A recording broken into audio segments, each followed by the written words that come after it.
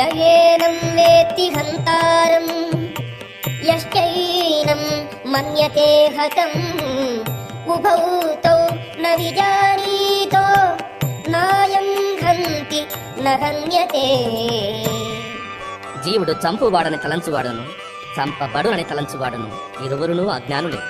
ఏలయన ఆత్మ చంపదు, చంపబడదు.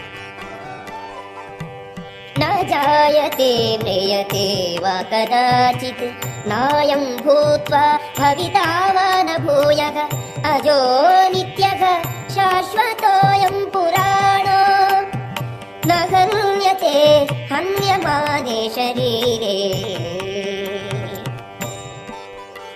ఆత్మకెప్పుడును జననము కాని మరణము కాని లేదు. ఆత్మ ఒకప్పుడుండి మరొకప్పుడు లేకపోదు. అది అజము, నిత్యం, శాశ్వతం, పురాతనం. దేహము చంపబడినను